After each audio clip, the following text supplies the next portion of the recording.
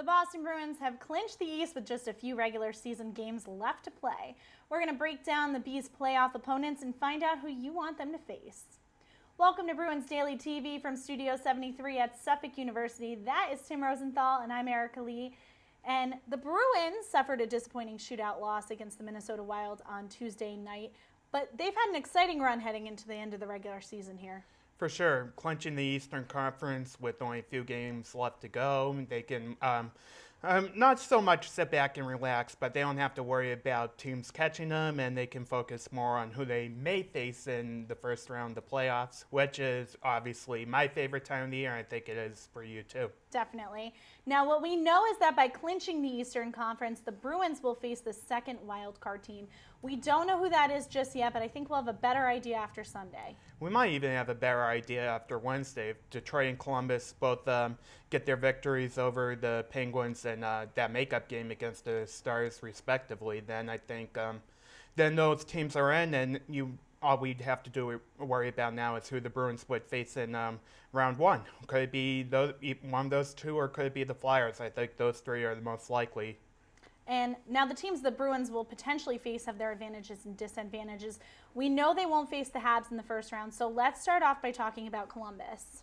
Yeah, the Blue Jackets had a very exciting win Tuesday night against the Coyotes in overtime. Another team who was vying for a playoff spot out west. And Ryan Johansson, you saw in that game-winning goal he had, and how excited the Blue Jackets were to get that victory in front of a sold-out crowd, in front of a passionate fan base, a deserving fan base, because they've waited so long for another chance at a playoff spot, and probably about 4 or 5 years. And I think they're this close to gain it, and I think they're actually going to get the job done. Johansson, their leading scorer, former first-round pick, has been a big reason for their success this year, as well as Sergei Bobrovsky, especially during the second half of the season, where he's played like he was a Vezina winner from last year. And of course, it would be a great storyline to see Nathan Horton back in the playoffs. He's been known to produce in the postseason especially. So, despite the injury, I'd be very excited to see Horton during the postseason in a different uniform. And who knows, maybe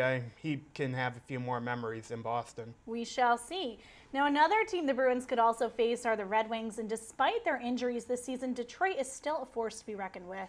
Yeah, even without Datsuk and Zetterberg, they've had a lot of younger talent step up this year. You look at Gustav Nyquist in the second half of the season, I don't think there's been any rookie youngster better than him. He came up from the AHL and solidified his spot in the lineup, and he's paying dividends for Mike Babcock and the Red Wings right now. And then Tomas Tatar, another youngster who lit the Bruins up in their meeting last Wednesday.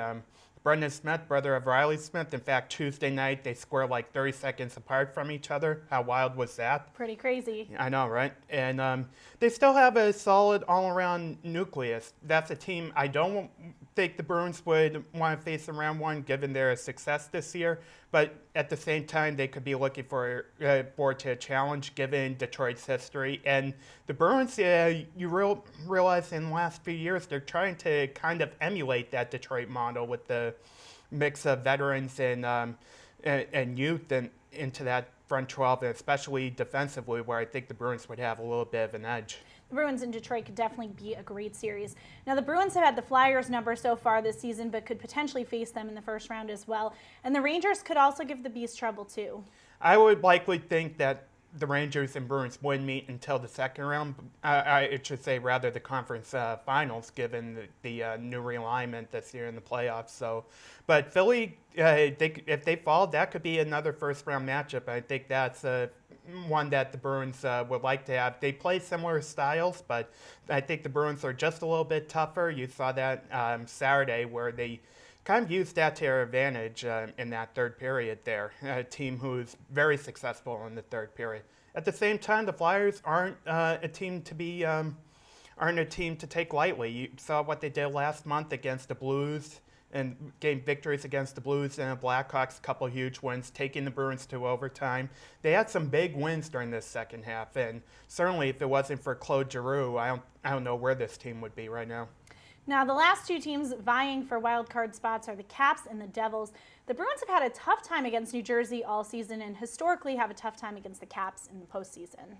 Looking at New Jersey's lack of shootout success, if they actually had a few wins, like 4 or 5 wins, we'd be looking at them as the 8th seed right now. Instead, we're looking at them at the outside looking in, and they need a miracle. So does Washington at this point, even though they had a nice win against St. Louis Tuesday night. They need everything to go their way. They need Detroit and Columbus to falter Wednesday night, and if they don't, both those teams will be going golfing, just like the Leafs did Tuesday night, and I know you're sad to see Kesselface go yourself. Oh, so sad. I know.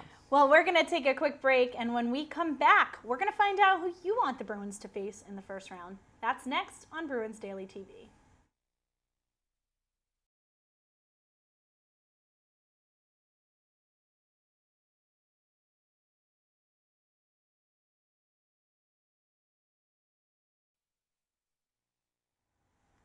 We're back on Bruins Daily TV, and this week we wanted to find out who you want the Bruins to face in the playoffs.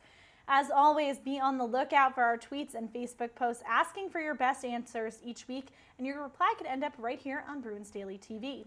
We get some great responses once again this week. This is one of our most popular segments, I think, and I think our responses have doubled, maybe even tripled by the time we had our the first time we had it. So definitely keep them coming because we're going to need them during the playoffs, aren't we? We are, and I think they're going to get even better during the playoffs. They better be. They better keep me on my toes. I hope so. Now on Facebook, Lisa Halloran-Raposa said Columbus because she wants to see the Bruins match up against Nathan Horton. Dylan Goldberg said he'd rather see Detroit because the Bruins will easily beat the Blue Jackets and he wants a competitive series. And Bobby Santucci agreed that he'd also like to see Detroit for an original 6 matchup in the first round of the playoffs. Couple Detroit answers there, which is interesting, even though it's not an ideal matchup for the Bruins. But as we all know, the playoffs, you erase every record, and that's the beauty of it. You can have those upsets or you can have those exciting 7-game series. So definitely I can see why you want to see Detroit. And at the same time, Columbus too, I guess. I don't think the Bruins will face Detroit in the first round, but they could definitely face them in the second round or even later in the playoffs. I think that's a strong possibility. Well, if Detroit faces Pittsburgh as that other wild card team, we might not even see them until the conference finals. It's very possible. We also got a ton of great answers on Twitter where Carol Brown said she wants the Habs out of the way first because it's good to eliminate them early on. Of course, we know the Habs are not going to face the Bruins in the first round at this point, but we might see them later on as well. Absolutely. Persepolis would like to see Columbus because he's interested to see if Nathan Horton can produce in the playoffs the same way he did with Boston with his new team. Nathan Horton was one of my favorite interviews while he was with the Bruins. I do think it'll be a little interesting seeing him in a different dressing room, but from that perspective, if the Bruins and the Blue Jackets were to meet in round 1, I'd certainly be looking forward to speaking to him again, and it would be a better matchup than I think people would give him credit for. I think it could be a great matchup. And Mark Furry agreed Columbus because they aren't Detroit. Fair enough. Definitely fair enough. And that is all we've got for this week for our final regular season show. Next week, it's going to be the playoffs. Yeah, I think this regular season went by so fast because the Bruins were so successful, and if this continues, maybe the playoffs will go like that. Really I can't even snap on this show for some reason. It's kind of amazing how quickly the season went by, considering it was the first full-length season we've had in a while. Last year seemed like it dragged on forever, and it was really only a little more than half of the season. And even throwing the Olympics in there, we didn't miss a beat during this season, I don't think. Maybe we did between takes, but at the same time, I hope we provided quality entertainment during the regular season, and we're really looking forward to doing the same in the playoffs. And we hope that we were informative as well. For sure. All right, well, thank you so much from our crew here at Studio 73. That's Tim Rosenthal, and I'm Erika Lee, and we'll catch you next week on Bruins Daily TV. We belong together. We stand proud and true. Remember when I said that I